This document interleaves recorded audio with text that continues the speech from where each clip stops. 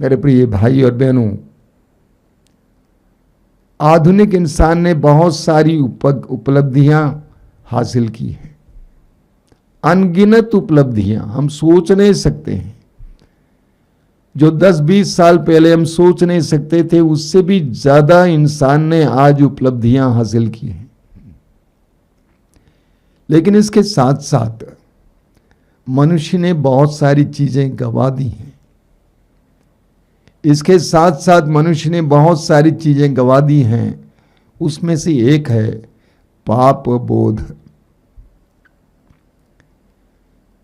मनुष्य ने पाप बोध को गंवा दिया है।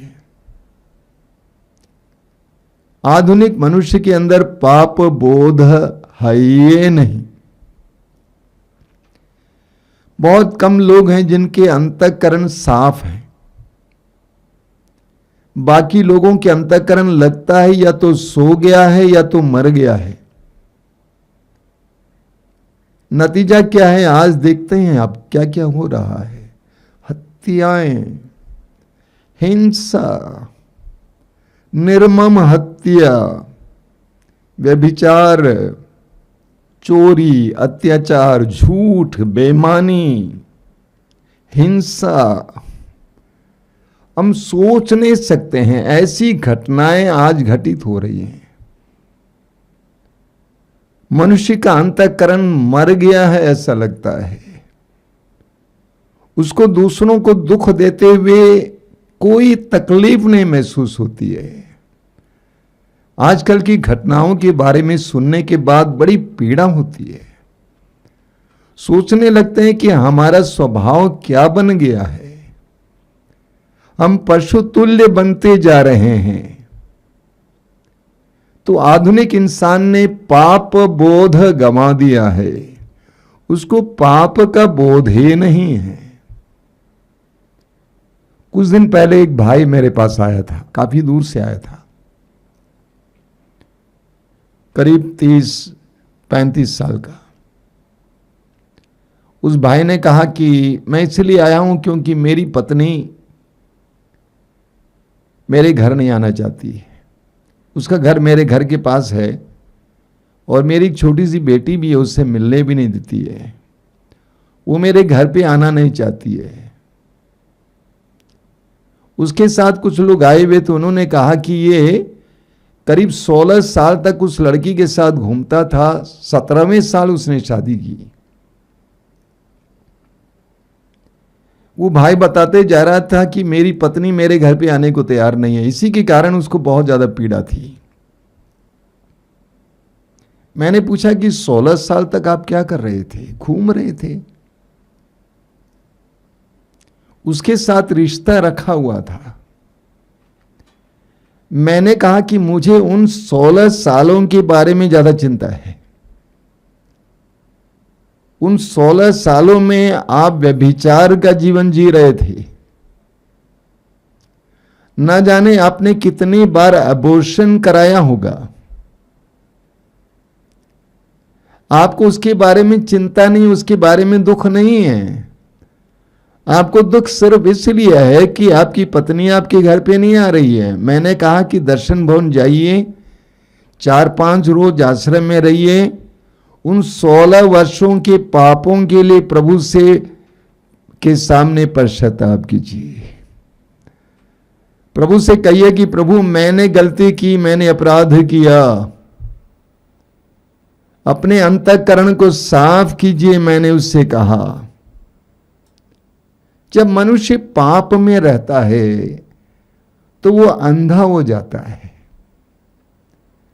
जब मनुष्य पाप में रहता है वो अंधा हो जाता है। उसको इस बात का अंदाज नहीं रहता है कि मैं क्या कर रहा हूं। वो यहां तक सोचता है कि कोई नहीं देखता है, कोई नहीं जानता है। हमें एक बहुत सुंदर वचन पढ़ने को मिलता है प्रवक्ता ग्रंथ के अध्याय 23 उसके वाक्य 25 से 28 तक। वहां पे लिखा हुआ है, जो व्यक्ति व्यभिचार करता और मन ही मन कहता है मुझे कौन देखता है, मेरे चारों ओर अंधेरा है, मुझे दीवारें छिपा रही हैं, मुझे कोई नहीं दिखता, चिंता की बात ही क्या है। सर्वोच्च प्रभु मेरे पापों पर ध्यान नहीं देता, वो नहीं समझता कि उसकी आंखें सब कुछ देखती हैं। सर्वोच्च प्रभु की आंखें सब कुछ देखती हैं। वो मनुष्यों की आंखों से डरता है और नहीं जानता कि प्रभु की आंखें सूर्य से कहीं अधिक प्रकाशमान है। जब मनुष्य पाप करता है तो वो अंधा हो जाता है, वो सोचता है कोई नहीं देखता है। जब वो चोरी करता है, बेईमानी करता है, व्यभिचार करता है, बलात्कार करता है, कोई भी बुराई करता है, वो सोचता है कोई नहीं जानता है, कोई नहीं देखता है। लेकिन प्रवक्ता ग्रंथ के लेखक कहता है, पवित्र वचन कहता है कि प्रभु की आंखें सूर्य से भी तेज हैं, वो सब कुछ देखती हैं। सूक्ति ग्रंथ के अध्याय 15 वाक्य 3 में लिखा हुआ है, प्रभु की आंखें सब कुछ देखती हैं। प्रभु की आंखें सब कुछ देखती हैं। हम उत्पत्ति ग्रंथ के अध्याय 4 में पढ़ते हैं कि काइन ने अपने भाई हाबिल की हत्या की। काइन ने अपने भाई हाबिल की हत्या की। उसके बाद ईश्वर उसके पास आता है और कहता है कि तुम्हारा भाई कहां है। काइन ने सोचा कोई नहीं जानता है।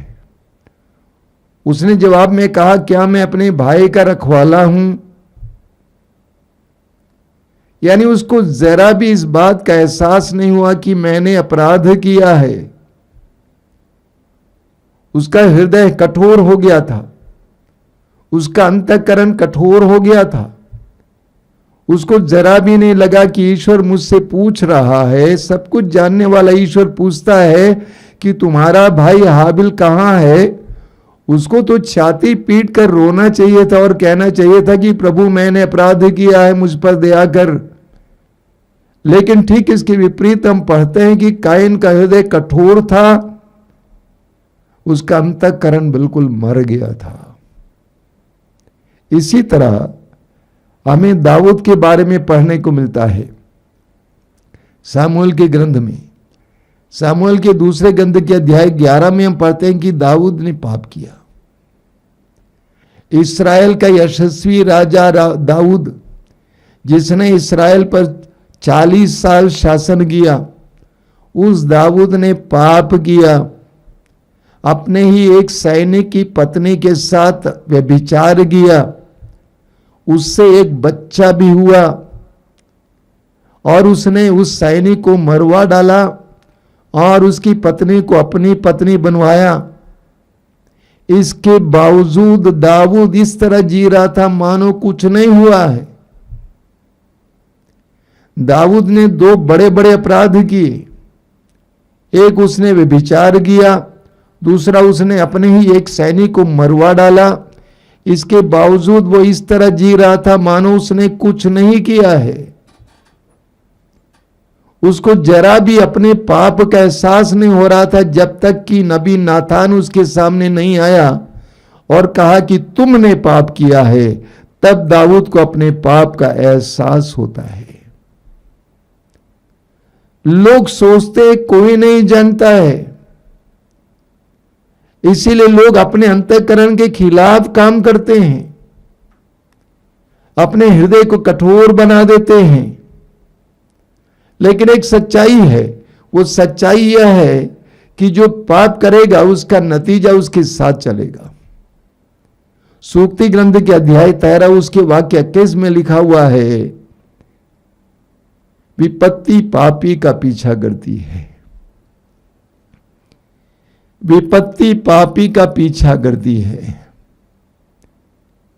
प्रवक्ता ग्रंथ के अध्याय 38 उसके वाक्य 15 में लिखा हुआ है, जो अपने प्रभु ईश्वर के सामने अपराध करेगा वो चिकित्सकों के हाथों पड़ेगा। जो अपने सृष्टिकर्ता के सामने पाप करेगा, अपराध करेगा, उसको उसका नतीजा भोगना ही होगा। हमें दानियल के ग्रंथ में पढ़ने को मिलता है दानियल की प्रार्थना के बारे में। जब दानियल ने भविष्य में होने वाले विनाश के बारे में सुना, तो दानियल ने क्या क्या कहा? दानियल ने कहा कि हम लोगों ने पाप किया है, हमने अधर्म और बुराई की है, हमने तेरे विरुद्ध विद्रोह किया है, हमने तेरी आज्ञाओं तथा नियमों का मार्ग त्याग दिया है। नबी, तेरे सेवक, हमारे याजकों, राजाओं, नेताओं, पुरखों और समस्त देश के लोगों को उपदेश देते थे, हमने उसकी शिक्षा पर ध्यान नहीं दिया, इसीलिए हमें ये भोगना पड़ता है। लोग सिर्फ अपनी समस्या के बारे में बताते हैं, लेकिन उस समस्या के पीछे क्या कारण है इसके बारे में सोचते नहीं हैं। शायद मैंने आपसे कहा कि एक बार एक भाई मेरे सामने आया, स्थानीय है, लोकल है, और कहा कि मेरे लिए प्रार्थना कीजिए, मैं धंधा कर रहा हूं, धंधा चल नहीं रहा है। मैंने उसके सिर पे हाथ रखा, प्रार्थना की। प्रार्थना के अंत में प्रभु ने एक बहुत जबरदस्त प्रेरणा दी, ये आदमी बहुत गंदा है। यही प्रेरणा थी, ये आदमी बहुत गंदा है। उस बार मैंने उसको छोड़ दिया। अगली बार फिर आया, फिर उसने कहा कि धंधा नहीं चल रहा, स्वामी जी प्रार्थना कीजिए। मैंने हाथ रखा, प्रार्थना की, और मैंने उससे सीधे कहा कि प्रभु मुझसे कहते हैं कि तू गंदा है। क्या गंदगी करता है बताओ? वो बोलता है सब कुछ करता हूं, नशे लेता हूं और नारियों के पीछे जाता हूं, मैं अपनी आंखों को वश में नहीं कर पाता हूं। मैंने कहा आपको यही दिखाई देता है कि मेरा धंधा नहीं चल रहा है, लेकिन उसके पीछे जो कारण है वो कारण नहीं दिखाई देता है। कि आप प्रभु की कृपा के योग्य हैं। हम पढ़ते हैं निर्गमन ग्रंथ की अध्याय 20 उसके वाक्य 5 में प्रभु कहते हैं, जो मुझसे बैर करते हैं मैं उनको तीसरे और चौथी पीढ़ी तक दंड दूंगा। जो मुझसे बैर करते हैं मैं उसको तीसरे और चौथी पीढ़ी तक दंड दूंगा। लेकिन वाक्य अगले वाक्य में लिखा हुआ वाक्य 6 में, जो मुझसे प्यार करते हैं और मेरी आज्ञाओं का पालन करते हैं मैं उन पर 1000 पीढ़ियों तक दया दिखाऊंगा। हम चाहते हैं कि हम प्रभु की कृपाओं को प्राप्त करें, लेकिन उसके लिए आवश्यक है कि हम प्रभु की कृपा के योग्य बने। आज हमें हमारे अंतःकरण को मुलायम बनाने की जरूरत है। पश्चाताप के द्वारा हमारे अंतःकरण को मुलायम बनाने की जरूरत है, नाजुक बनाने की जरूरत है। हमारे अंदर पाप बोध आ जाएगा तो हमें पाप और पुण्य का एहसास होगा। हम पाप को त्यागने लगेंगे और पुण्य की ओर बढ़ेंगे तो प्रभु की कृपा हमारे जीवन में उतरती जाएगी। प्रवक्ता ग्रंथ की अध्याय 20 वाक्य 7 में लिखा हुआ है, जो अपने अपराध को स्वीकार करता है उसे हानि नहीं होगी। जो अपने अपराध को स्वीकार करता है उसे हानि नहीं होगी। योग के ग्रंथ के अध्याय 22 वाक्य 21 में लिखा हुआ है, ईश्वर से मेल कर लो और तुम्हें फिर सुख शांति मिलेगी। तो आधुनिक इंसान के सामने एक ही मार्ग है, पश्चाताप के द्वारा अपने अंतःकरण को फिर एक बार नाजुक बनाना,